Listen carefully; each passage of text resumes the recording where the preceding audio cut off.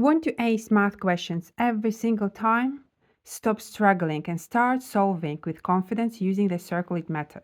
So this is a step-by-step approach that makes tricky problems simple and foolproof. So let's dive in. So let's first, I will break down for you what the circle it stands for. The C is circle keywords. I identify what is being asked. Then R, record the variables as well as the diagram.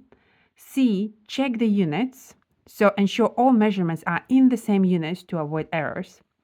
L, lay out step-by-step calculations. E, examine for mistakes. Just double check your math. I, inspect the question again, so go back to the problem and confirm you are solving for what it's actually asking. And T is take a final look, review your answer. Does it make sense? So did you include correct units? So now let's follow these steps and tackle this problem.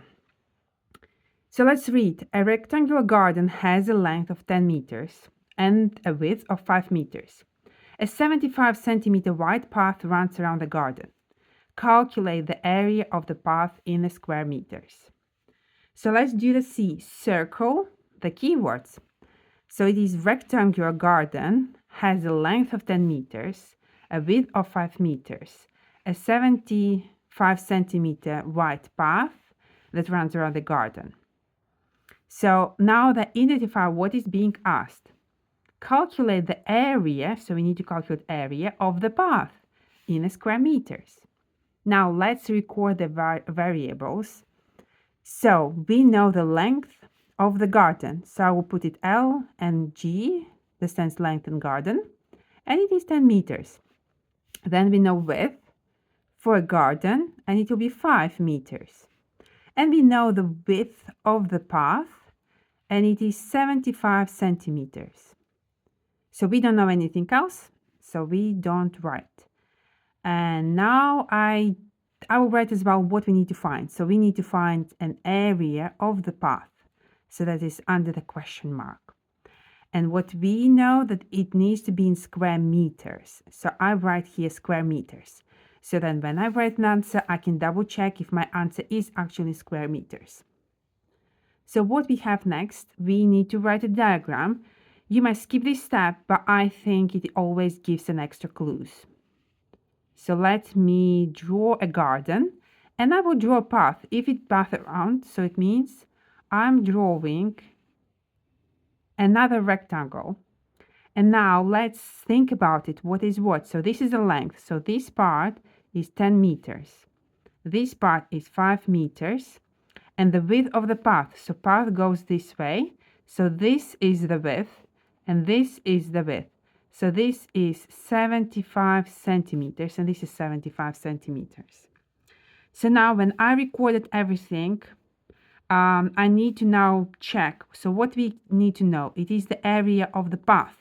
And I will actually shade it so that I know that this is what I actually need to answer. So I have it written down here, and I have as well shaded. So I can double check. Plus I can always go to the text and double check whether I understood it correctly and draw and make notes as per text. So the next one, C, is check the units. Let's check if all units are in the same form. So we have 10 meters, 5 meters, 75 centimeters, and meters square. As you can see, the answer needs to be in meters square. So in that case, we need to convert the centimeters into meters too. So I will just convert in here 0.75 meters, which means I will be using these values when I do the calculations. The next one is lay out the step-by-step calculations, and we will do that. So for that, I need to think how I can proceed with that. If I need to know the area of the shaded part. So if I would know whole this big rectangle and this part, I could subtract the small garden area from the big area and get an answer. So then I need to figure out the area. So let's figure out the large area. If we know that this is a 10 centimeters and this is a 0.75 meters, I meant meters, and this is 0.75 meters. So the length, the large length, is 10 plus 0.75 multiplied by 2, which is equal 11.5, because this is 1.5. So now let's figure out about the width. So this part is 5, this part is 75, and this part is 0.75. So we calculate 5 plus 0.75 multiplied by 2, and we get 6.5, and this is in meters. So now, knowing that, I can calculate the area of this big rectangle, which is 11.5 multiplied by 6.5 equals 74.75 meters square. So you can do always calculations like that, one by one, and figure out. Then let's do the area for the garden. This is 10 by 5. So let's calculate 10 by 5. We get 50 square meters. And now let's calculate the area for the path. And it is 74.75 minus 50, because from the area of the big garden, we subtract this small one. And we get 24.75 square meters. So this is our answer. So we lay out step-by-step calculations. E is examine if there is a mistake.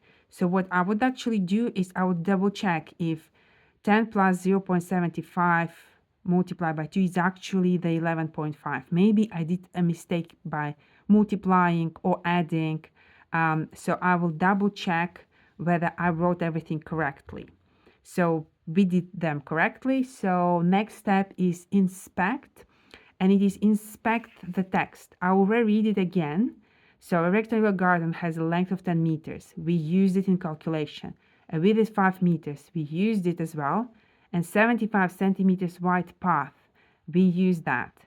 And calculate the area of the path in square meters. So we calculate the area of the path in square meters. So we proceeded as the text asked, because sometimes when you're writing down, we can have a mistake by writing down. So when you finish your calculation, you figure out there is an additional thing that we need to solve, or maybe something that we missed. So always double check. And then have a final look. So when you read the question and you know the area of the path in square meters, do you have the area figured out in the square meters? Yes. So in that case, all is done.